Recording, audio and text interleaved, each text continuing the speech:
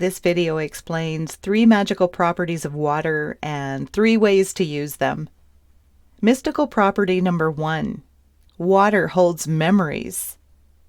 The American poet Lucy Larcom said, "A drop of water, if it could write out its own history, would explain the universe to us." Ask yourself, if it could talk, how would a drop of water explain the universe to you? Would it tell you how it was born in the depths of time? Or would it take you on 1 or 2 rounds in its infinite journey through oceans and rainstorms and river valleys? Or would it find a way to show you the magic of life it makes possible? Every drop of water on the planet has existed for at least as long as there has been a planet. And in all that time, it has circulated through every ecosystem in an ongoing and infinite cycle that will continue as long as the world exists. Water makes up at least 50 to 60, maybe as much as 70% of your body. You hold water that lives in your organs and your muscles, your bones and your brain. And science is now telling us that the water you carry within the cells of your body may actually help define who you are. It may actually be your memory.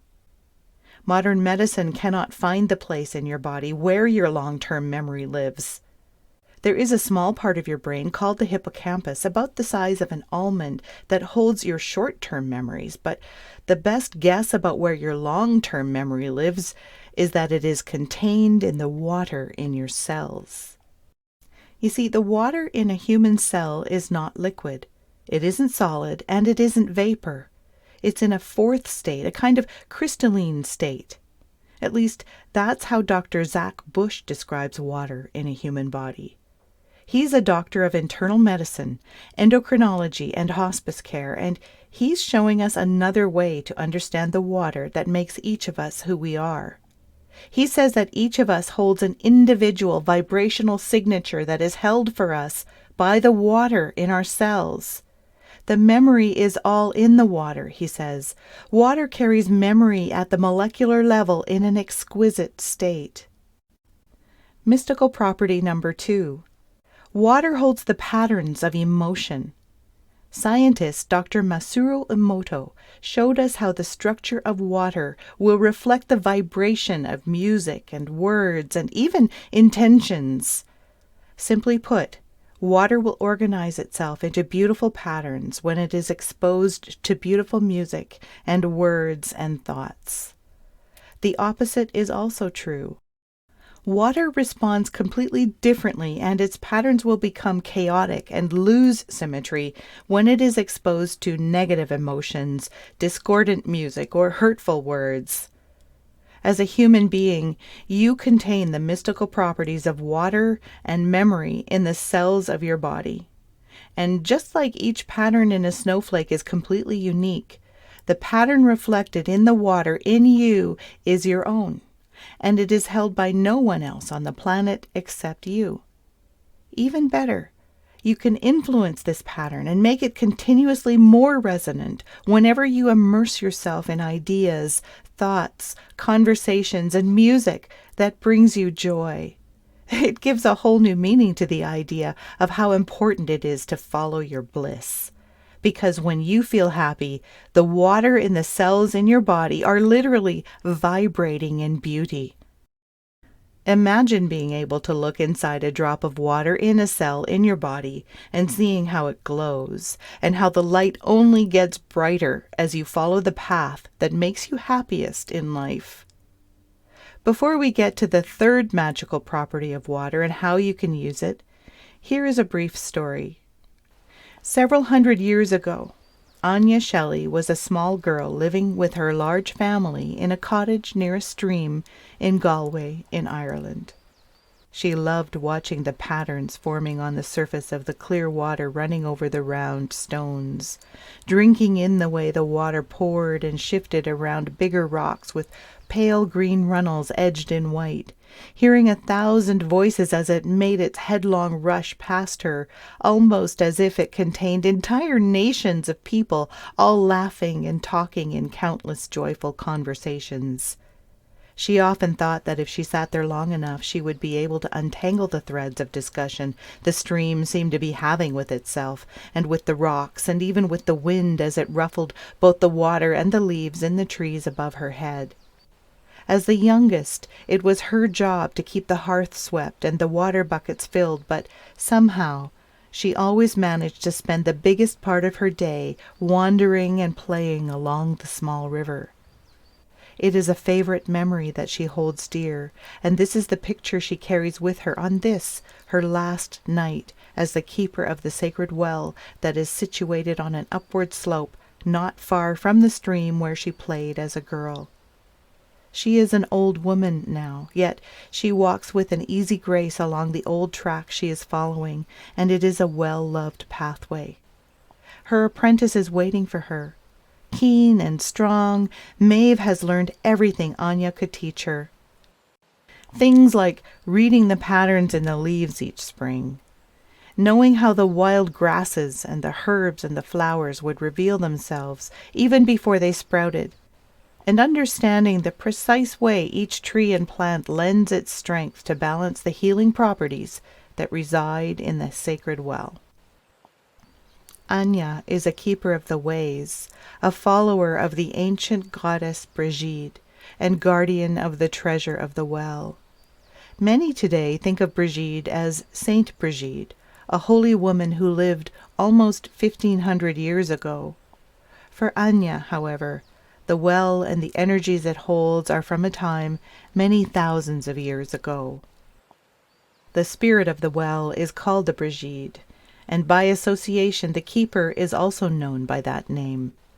On this night, Aine is walking to the well, having left the warmth of her small bed in the tiny cottage she has lived in ever since she was an apprentice. It is Imbolc, which is the halfway point between the winter solstice and the spring equinox, and already she can sense the stirring of life and the new beginnings in the earth beneath her feet.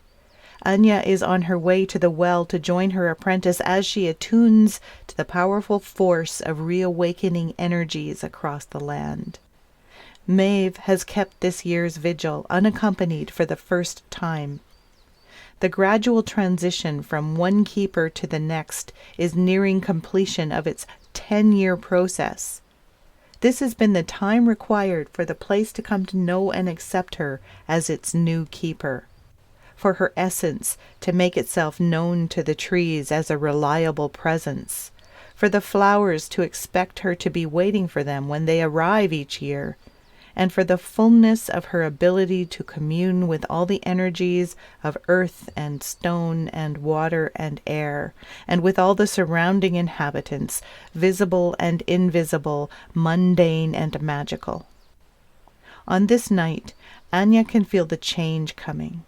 Her initiate has completed a key milestone in her training, and the power of the sacred well is now turning toward the young woman and away from her. It is going beautifully, as it should.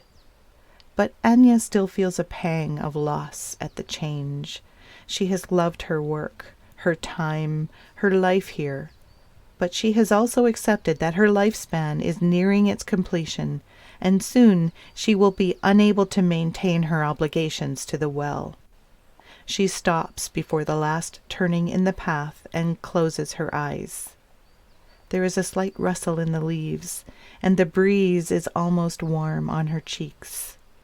Aine feels the way Maeve has connected to the pulse of new life in the groundwater deep beneath their feet, the way she has called to the gathering strength of the new sap in the trees, knowing that soon it will begin curling into the pattern that will burst like an uncoiling spring to flow into every branch and to open every bud, each in its proper time.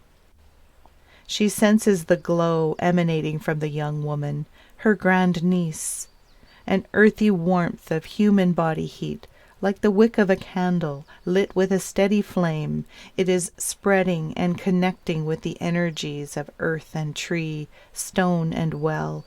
It is being welcomed by the inhabitants and the guardians of the sacred space. The energies are attuning to Maeve, and she to them. This attunement has enlivened the whole of the hillside that surrounds the well. In her mind's eye, Aine can see it sparkling with brilliant greens and golds and whites, and it is all tinged with the deep indigo blue that shows Brigid's energy is overlaying it all. Aine smiles as she waits. It would not do to interrupt Maeve at the moment of alignment. In her joy for her apprentice, Aine realizes the importance of letting go in this moment, in letting the change happen. The energy coursing through this space had once been hers to tune, and now another is able to do the thing that for many years only she had known. And there it is, that resonating feeling of attunement, a particular warmth in the heart, and a feeling like a door has opened. The Imbolc blessing has been given and received, and the transition is now complete. Still smiling, Aine opens her eyes and moves forward to turn the corner and walk toward the well, feeling its welcome for the first time as the outgoing well keeper. She moves toward the young woman who now holds this role. Maeve is completely caught up in her work, and her expression is serene. Aine waits. After a time, Maeve surfaces as if from a very deep place, and she opens her eyes. She stares into the well with an unfocused gaze at first, and then comes completely to herself with a sigh. And then she turns her head to look at Aine. Her face, even in the starlight, shines. "The promise is made, Auntie," she says. "And so it is, dear one," Aine answers. For another generation, a Shelley woman will be the Brigid, keeper of the sacred well. She will work with the waters and all the inhabitants of the valley, the visible and the invisible, and she will stand in attunement with them during all the natural cycles and seasons of the many years ahead. This brings us to the third magical property of water. Mystical property number 3. The water you carry is sacred. You don't need to travel to Ireland or to find a sacred well surrounded by magic on a hillside. Because if it is true that most of your body is made from water, and the water within your body holds your memories and your emotions, then the water you carry within you is in fact your personal sacred well. Now that we've considered 3 magical properties of water, let's look at 3 ways to use these properties. How to use water's magical properties, way number 1. Attune to the water you drink. The next time you hold a glass of water in your hands, know that you are holding a collection of drops containing a portion of all the wisdom of the ancient universe. Know that this glass of water is also in its way a kind of well, filled with a magical substance containing the mystical properties that provides your body with much of what it needs. And know that if you give it your own blessing before you drink it, you are in fact attuning yourself to the natural beauty of this planet.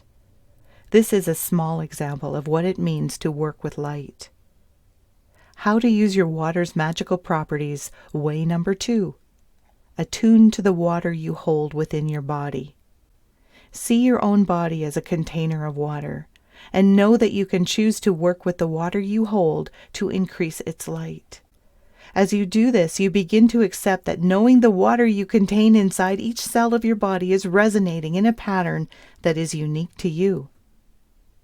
How to use water's magical properties, way number 3. Become the keeper of your own sacred body of water. In fact, you already are the guardian of your own sacred well. What you do with your sacred well is entirely up to you. In conclusion, 3 of the magical properties of water are that it holds memories and the patterns of emotions, and when it is holding a specific set of memories and emotions, it can be considered as sacred. And 3 ways to work with these properties are to attune to the water you drink and to the water you hold in your body, and to become the keeper of your own sacred well. And if you wish to work with these properties in this way, you will be able to increase the light you hold. And you may then be able to attune the water within yourself to the water in a well or a natural place of beauty.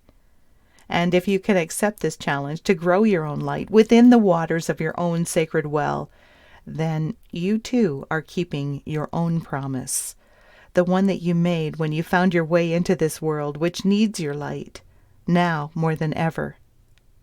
Thank you for listening to Ancient Wisdom Stories.